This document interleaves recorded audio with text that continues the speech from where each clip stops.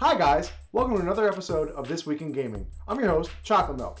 This is a show where we talk to you about all the big news in video games this week. So without further ado, let's get right into it. Big news came to Pokemon Go this week as it was announced that Mew, the 151st Pokemon, will finally be obtainable. How do you obtain Mew? Well, this is how you do it. In order to unlock and capture Mew, the rare 151st Pokemon, you have to complete several story-based missions, which is a brand new thing to Pokemon Go.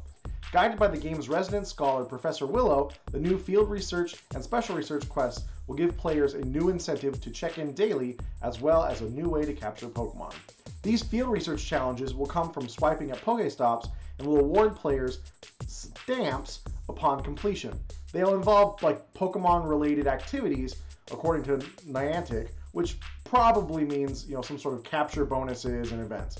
These events will change daily, and after receiving 7 stamps, players will receive a research breakthrough that can then lead them to a legendary Poke Battle. From the sound of it, it seems like the very first one is probably going to be Mew. It's pretty cool. Pretty cool. It's a pretty great idea to add quests and storylines to the game, as the game for most was just kind of nostalgic in general. This update will take place March 30th, and get ready to capture them Pokemons!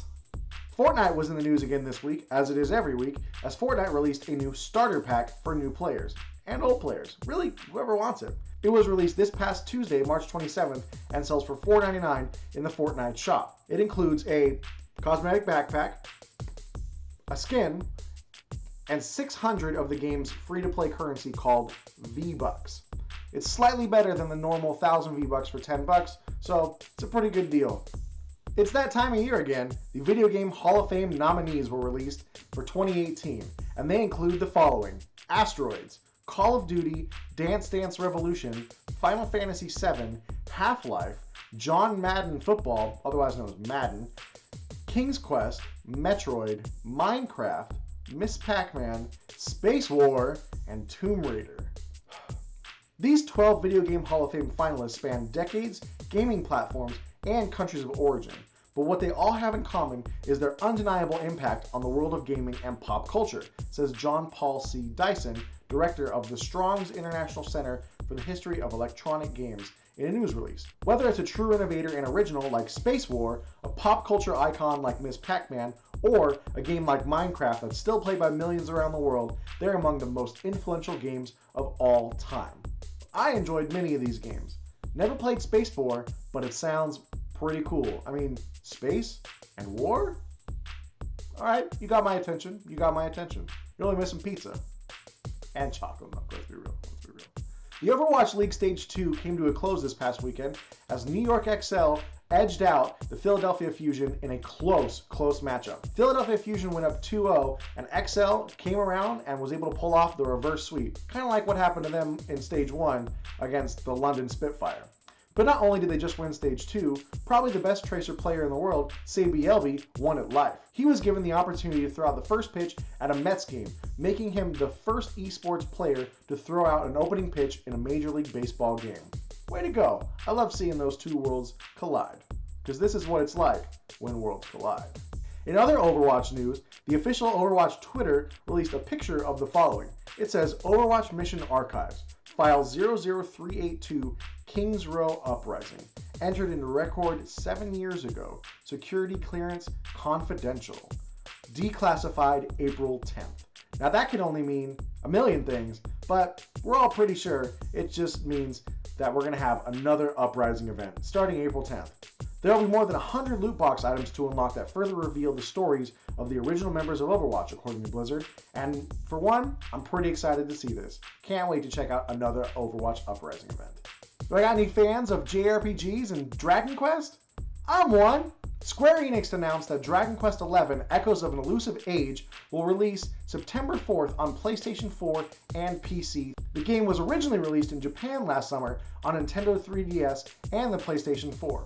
And according to a report from IGN, Square Enix has opted to not localize the 3DS version for Western audiences.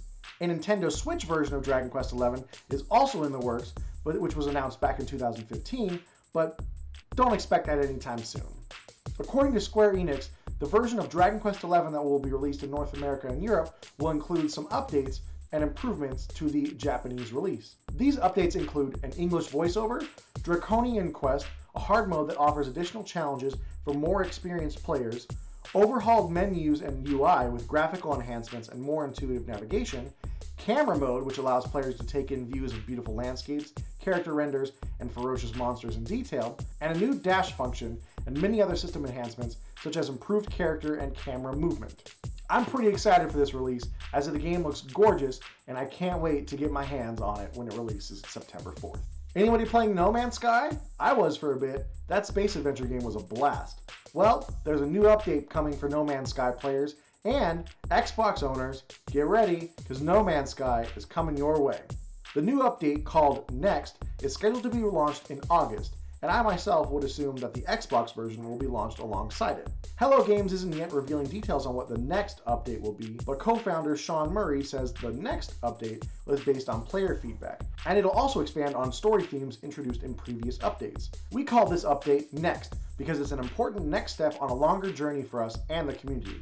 We've been working our socks off on this, and it's by far our biggest update so far. It'll be free to existing players, and we'll continue to support No Man's Sky in this way for the foreseeable future. I love free updates. I miss the time where you could buy a game and get the whole thing. You know, DLC, get out of here. I don't want none of that. Just give me all of it all at once. But I understand the need for it. So, good job, Hello Games. Good job, Sean. Who loves Legos? Really, who doesn't love Legos? Unless you're stepping on them. Legos are pretty great. Legos, however, are about to get incredible. That's right, Lego The Incredibles, a game that combines the Lego brick building and Pixar's first two Incredible movies, is coming to the Nintendo Switch, PlayStation 4, Windows PC, and Xbox One on June 15th. Lego game maker TT Games is developing the game, and it will let players conquer crime and family life as the superpowered Par family. The Pars, otherwise known as Elastigirl, Mr. Incredible, Violet, and Dash, will be playable in two-player co-op alongside friend of the family, Frozone. According to publisher Warner Brothers, players will explore action-packed story levels and an epic hub world as they use their unique super abilities to bring the city's villains to justice. Lego The Incredibles will hit consoles and PC the same day as The Incredibles 2 releases on June 15th. Now for the quirky, strange video game news of the week. This isn't so quirky, but it's pretty cool. Hasbro, creator of the legendary board game Monopoly, is coming out with a Monopoly Mario Kart Edition. Monopoly Gamer Mario Kart Edition will feature iconic properties from the karting series, such as Rainbow Road and Bowser's Castle. Players will also be able to use the Mario Kart items such as shells and banana peels as they play. The board game will also feature a racing element, and according to Hasbro, when players pass go, a race is triggered in which players compete for a Grand Prix card. And it'll be sold in GameStop stores starting March 28th for $24.99. The board game will also be available at other retailers starting this summer. Most of the time whenever I suggest to play Monopoly, people say no because it takes forever, but this actually might get them to play it. So I'm pretty excited for that. Video games and music are in the news this week, and not for the best of things. Well, it really depends on your opinion. Maiwa Denki, manufacturer of a strange synthesizer-esque instrument called the Automaton, has borrowed the likeness of Nintendo icon Kirby for its newest instrument. To play the Automaton, you have to press up and down on the stem to create different notes, all the while squeezing the ball on the bottom, almost like a bagpipe. The problem with the Kirby version is that when you squeeze the ball at the bottom, he turns into some sort of strange Pac-Man-like creature. The instrument, both hated and hailed, will be on sale starting in May. I might pick one up. I don't know. So with a new month right around the corner, we have new PlayStation Plus and Xbox Games with Gold free games to announce. Sony announced its PlayStation Plus games for the month of April, and they are as follows. You get Mad Max for PS4, Trackmania Turbo for PS4, In Space We Brawl for the PlayStation 3, Toy Home for the PlayStation 3, 99 Vidas for PlayStation Vita, and Qbert Rebooted for PlayStation Vita, which is also cross-buy with the PS3 and the PS4. Not the strongest lineup, but I'll take it. As for Xbox Games with Gold, they hit one right out of the park. I'm happy baseball's back, by the way. Starting April 1st, you'll be able to get The Witness. Starting April 16th through May 15th, you'll be able to get Assassin's Creed Syndicate. And on April 1st through April 15th, Xbox 360 owners will be able to get Cars 2. And April 16th through April 30th, you'll be able to get Dead Space 2. Now, Xbox One owners can grab all of these games, and I am particularly excited to play both The Witness, Assassin's Creed Syndicate, and get my hands on Dead Space 2. I never played 2 or 3, but Dead Space was a really great franchise. Now for the video game releases of this week. On PlayStation 4, we have MLB The Show 18, which was released on the 27th, and it continues the long line of great Major League Baseball video games that PlayStation has released. Outlast 2 was released for the Nintendo Switch, as it brings its sense of horror and suspense to Nintendo's powerful portable. The Xbox One didn't have any big solo releases this week, but there was a big cross-platform release in Far Cry 5. Now for This Week in Gaming from 10 years ago. These are the games that were released 10 years ago this week. On March 26, 2008, Go Pets Vacation Island was released for the Nintendo DS. On March 28th, Dark Sector was released for the PlayStation 3 and Xbox 360, and also on March 28th, Ninja Gaiden Dragon Sword was released for the Nintendo DS. And that's going to do it for This Week in Gaming. If you enjoyed this video, a like would be super appreciated. Comment down below, let me know what you like. And for all things chocolate milk, hit that subscribe button. Until then, drink more chocolate milk. Take care, everybody.